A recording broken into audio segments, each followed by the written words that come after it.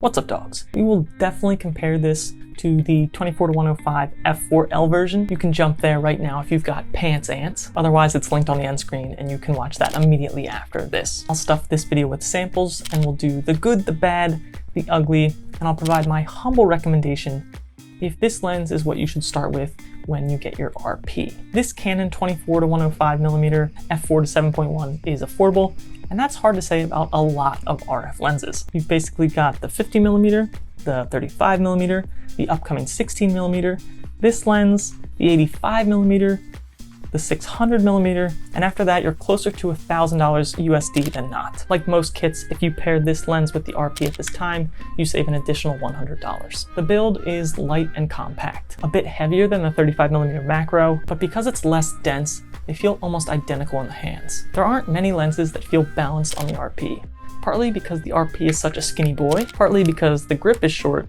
and you don't get great pinky leverage. What the fuck is pinky leverage? Anything heavier than this starts to feel front heavy on the RP. If you're an ergonomics junkie and love the feels that you get in DSLR land, the L version will feel wrong on the RP until you get used to it. This lens feels just right. The range is great, and it's a big reason why I own a 24-105 to begin with. And I don't think that can be overstated. It's one of the biggest reasons to buy either of these two lenses. If you had a DSLR kit in the past, you may have had one of the EFS 18-55s. I personally skipped that in favor of the nifty 50 to start. Then I went back and picked up the 17-55, but this is a much better range than those full frame equivalents of about 28 to 88 millimeters. The extra range really helps on the wide end, and it allows you to explore past 85. If you plan to do some YouTubing, 24-F4 isn't going to give you that vocalicious look, but it will be wide enough that you can record in some pretty cramped spaces. There are up to 5 stops of image stabilization on this lens, which is a big reason why this is great even on the RP that doesn't have IBIS. For still scenes, this will allow you to compensate for the darker apertures with longer shutter speeds handheld.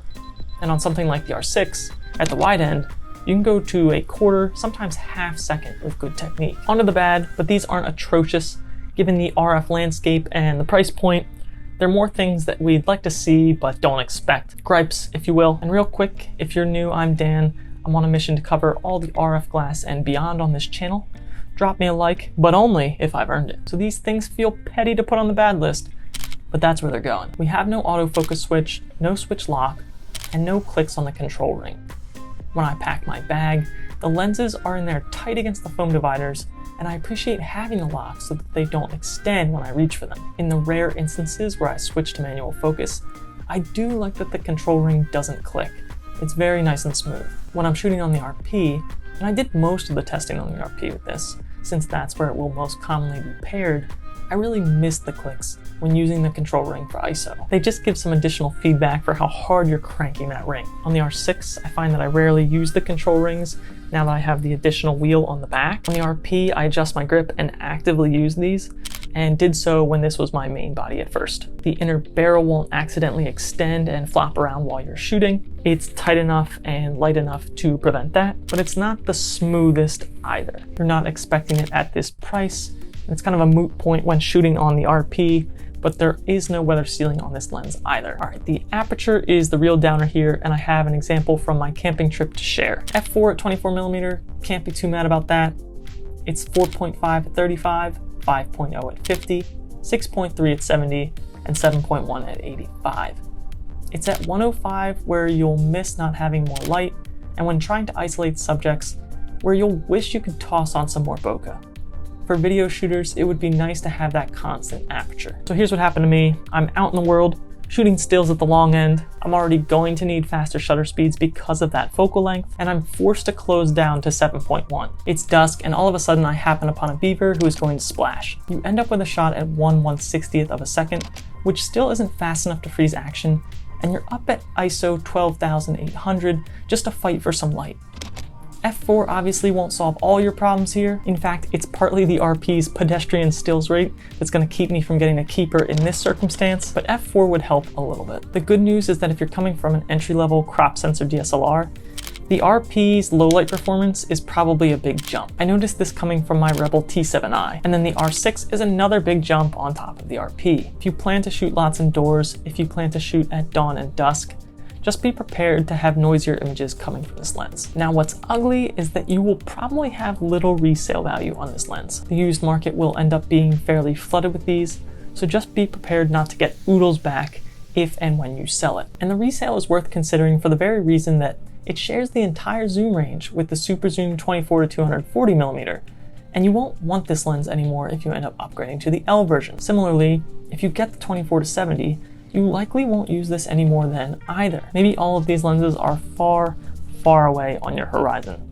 That's cool. But if you're planning to get deeper into photography, to make it more than just a hobby, I think it makes sense to periodically take a look at what your lens roadmap might look like. It's not to say that you couldn't use this lens for paid work or that you couldn't use it for a long time, but I think as you start to get faster lenses that also cover this range, this will be one of the lenses that you may try to consolidate out of your bag at that point. Bottom line, if you want to learn your preferred focal ranges on the cheap, or want to cover a broad range in native RF glass, usable for landscape, vlogging, mid-range, and short telephoto, this is a great value choice, especially if you're looking at the RP kit, and I was pleasantly surprised. Coming from using the R6 and the 24-105 f4, or the R6 and the 70-200 f4, it is really enjoyable to reach for the RP in something lighter, even with the GoPro attached. If it's not going to rain, and I'm not after fast action, this is a more fun combo. Or phrased another way, if I'm inside at the coffee shop that I occasionally shoot for,